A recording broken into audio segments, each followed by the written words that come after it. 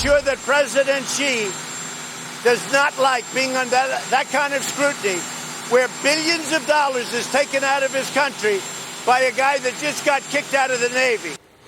President Trump there sounding off a few moments ago, saying both Ukraine and China should be investigating Biden and his son Hunter for their business dealings.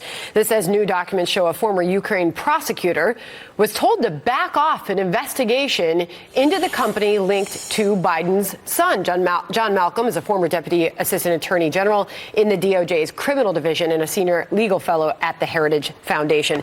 Good morning to you, John, and thank you for being here. So there's a lot to take on here. We just heard from the president saying that maybe that's something we should look into, investigating China. Your thoughts on the president's comments a few moments ago? Well, your last guest said that while the Democrats are clutching their pearls, the president doubles down. And I think that's right. The president always doubles down. So the Biden campaign is running around saying that this is, specifically talking about Ukraine, a discredited conspiracy theory. You know, a lot of the public isn't buying it. So Vice President Biden was on videotape bragging about the fact that he threatened to withhold $1 billion in military assistance from the Ukraine unless and until Viktor Shokin, the lead prosecutor, was fired. He was. And now Mr. Shokin is saying, well, you know, I was conducting an investigation against Burisma Holdings, the company that had just hired or put Hunter Biden on its board to the tune of $50,000 a month. And I was told that this was damaging our relationship with the United States, and I needed to shut down that investigation. Mr. Shokin has said different accounts at different times, and people have different views as to whether he was a zealous prosecutor or a corrupt prosecutor. But it is certainly not a discredited conspiracy theory, and whether China and Ukraine will look into it, we'll see. Well, the president said that he has not formally asked China to look into it. He said that maybe that's something that we should do. So We'll see where that goes. Meanwhile, there are conflicting things coming from Joe Biden himself when asked about speaking to his son about his business dealings. To remind everybody, this is how he originally answered the question, talking to our own Peter Doocy about whether or not he spoke with his son about his Ukraine business dealings. How many times have you ever spoken to your son about his overseas business dealings? I've never spoken to my son about his overseas business dealings. And then on Craig Melvin yesterday, Joe Biden said this. Have you talked to your son about any of this? I talked to my son. We've communicated. He lives out in California. We communicated a couple times.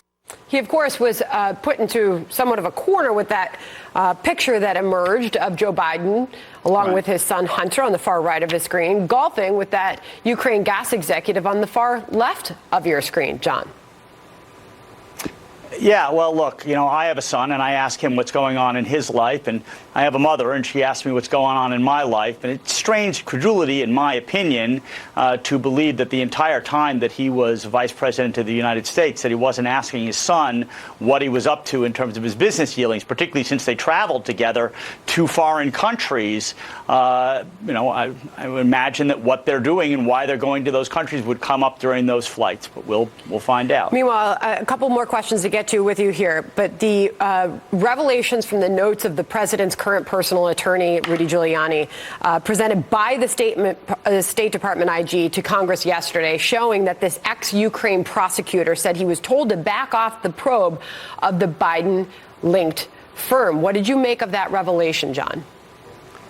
Well, look, it is significant when you tie it to that videotape of Vice President Biden bragging about having gotten this guy fired. I mean, so certain things are known. Burisma Holdings was at one point under investigation because of the founder's ties to the former Russian puppet in Ukraine.